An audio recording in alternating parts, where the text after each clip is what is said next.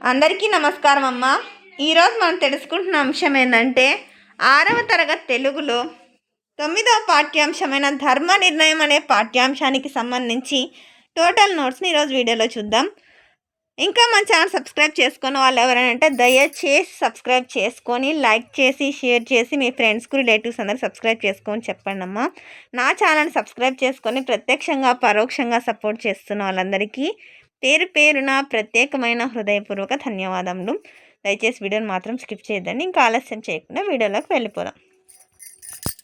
మొదటి ప్రశ్న, దుర్గాదేవిని కనకదుర్గగా ప్రజలు ఎందుకు పిలుస్తున్నారు?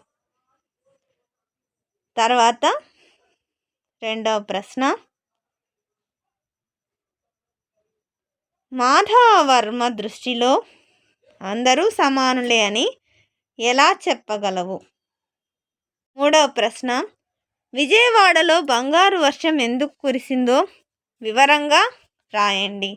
మళ్ళీ చెప్తున్నా అనుకోద్దండి మా అక్షరాలు కనుక క్లియర్గా కనిపించకపోతే నెట్ క్వాలిటీ పెంచుకొని స్క్రీన్ షాట్ తీసుకున్నాను. ఎక్కడికక్కడ స్క్రీన్ షాట్ తీసుకోండి. ఇక్కడ మరణించిన వారిద్దరిని బతికించింది. ఎవరు బతికించినారు? దుర్గమ్మ బతికించింది. అక్కడ కనకవర్షం కురిసింది కాబట్టే ఆ ఊరికి విజయవాడ అని విజయం గెలిచింది కాబట్టి విజయవాడ అని పేరు వచ్చింది. కనకవర్షం కురిపించినందుకు అక్కడ ఉన్న దేవతను కనకదుర్గగా పిలుస్తారు. కనకం అంటే మళ్ళీ ఏదో అనుకోదండి, బంగారు. ఓకేనా నాన్న?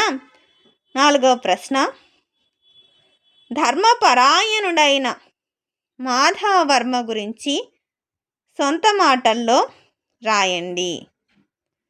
జాగ్రత్తగా స్క్రీన్ షాట్ తీసుకున్నానా? అక్షరాలు కనుక సరిగ్గా కనిపించకపోతే నెట్ క్వాలిటీ పెంచుకున్నానా? ఇంకా మన ఛానల్ సబ్స్క్రైబ్ చేసుకున్న వాళ్ళు ఎవరంటే దయచేసి సబ్స్క్రైబ్ చేసుకొని లైక్ చేసి షేర్ చేసి మీ ఫ్రెండ్స్కు రిలేటివ్స్ అందరికీ సబ్స్క్రైబ్ చేసుకోమని చెప్పండి.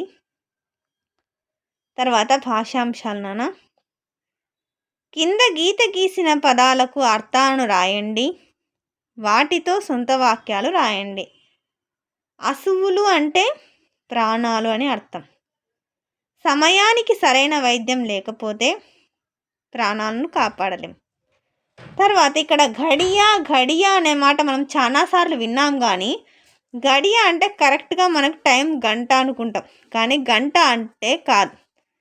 ఇప్పుడు మనం బాహుబలి సినిమాలో డైలాగానే ఉంది కదా, గడియ పాటు నేను ఆ కాలికేల సైన్యాన్ని ఆపగలను మన సైన్యంతో అంటాం. గడియ అంటే 24 నిమిషాలని అర్థం. ఈరోజు 24 నిమిషాల్లోనే 20 కిలోమీటర్లు వెళ్ళాను. మళ్ళీ చెప్తున్నాను, గడియ అంటే గంట సేపు కాదు, 24 నిమిషాలు మాత్రమే. అర్థమవుతుందా? ఎగ్జామ్లో బిట్స్ అడుగుతారు, ఇట్లాంటివి జాగ్రత్తగా గుర్తుంచుకోండి. పర అంటే ఇతర విషయాలు పట్టించుకోకుండా చదువుకోవాలి.